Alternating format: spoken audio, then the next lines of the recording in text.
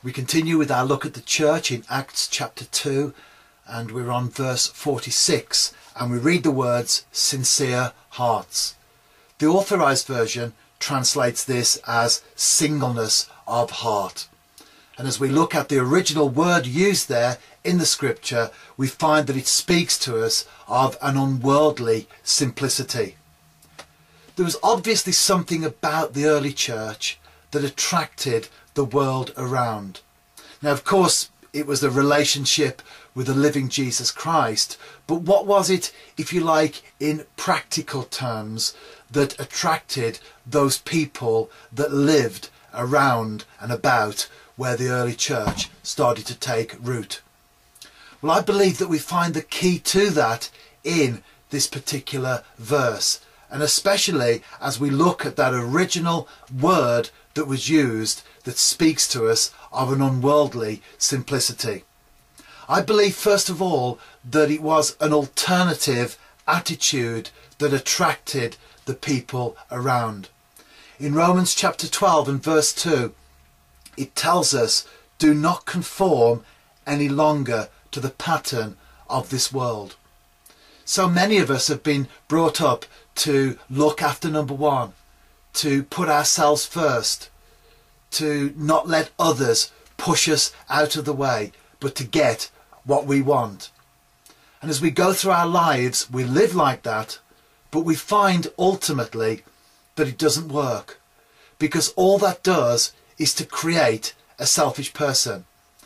And when you have millions of people living together in a nation that are all trying to protect their own little corner, then ultimately it doesn't produce harmony between people.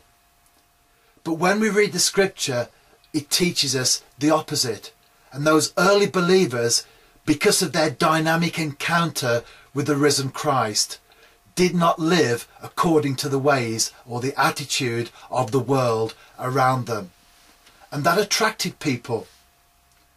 Over the years, I've met many folks that when we've been in conversation, they've actually confessed and admitted that their lives have not been fulfilled and happy, even though they may have all the trappings of fame and fortune and all the things that they could possibly want as far as material possessions are concerned. But because they've pursued doggedly this I'm all right, Jack attitude, and no one else really matters, ultimately they found themselves very lonely and certainly not fulfilled.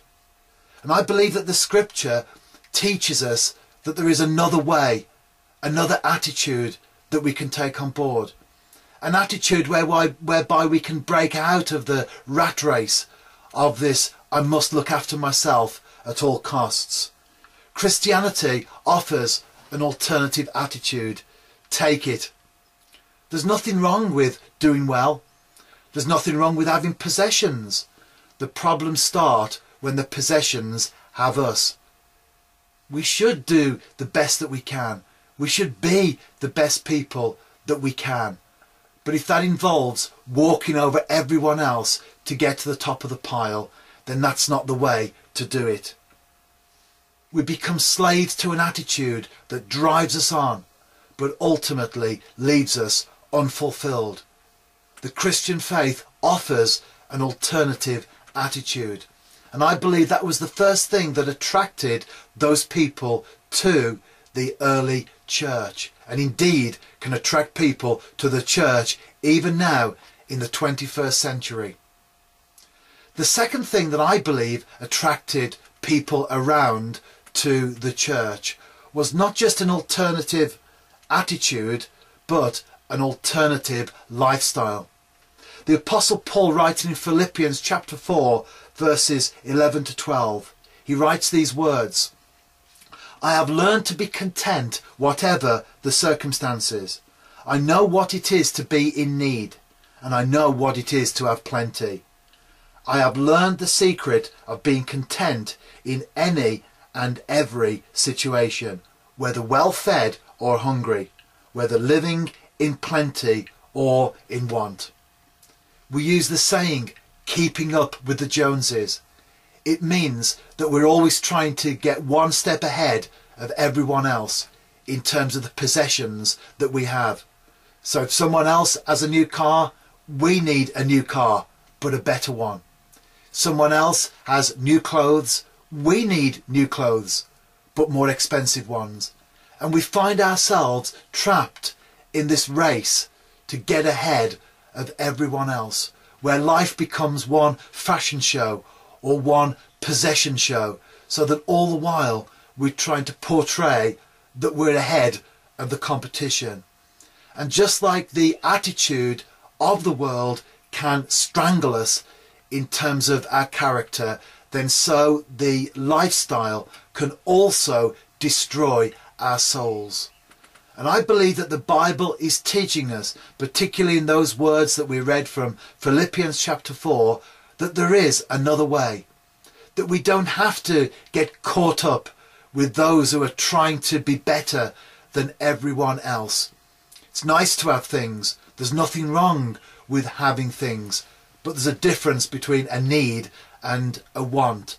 And so often it's our needs that we're not chasing, but our wants, pursuing things that ultimately are not really any good for us anyway.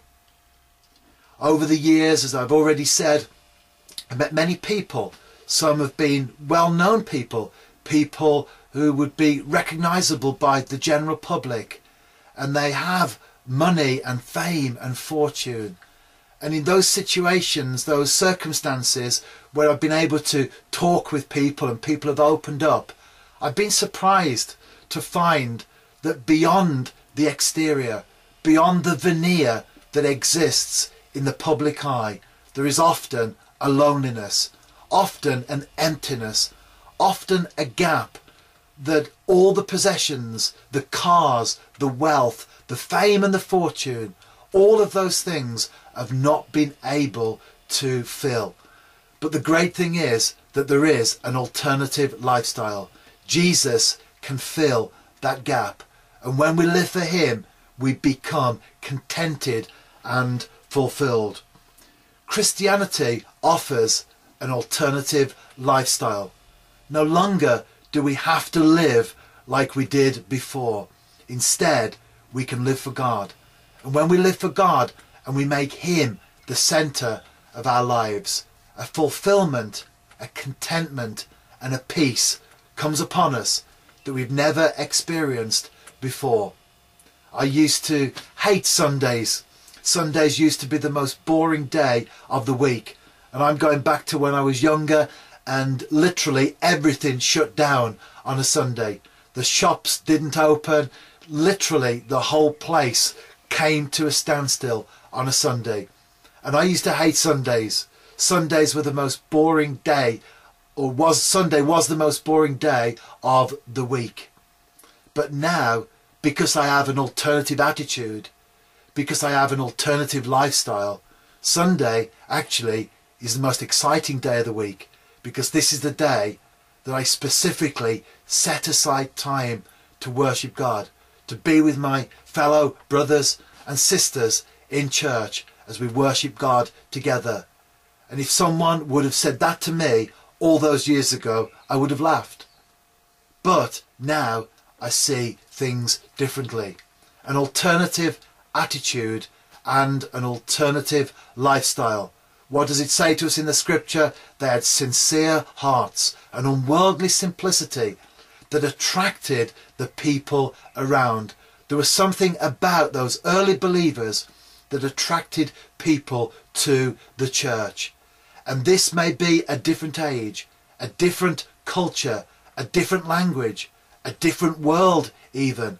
But I believe that that alternative attitude and that alternative lifestyle will still speak to people today.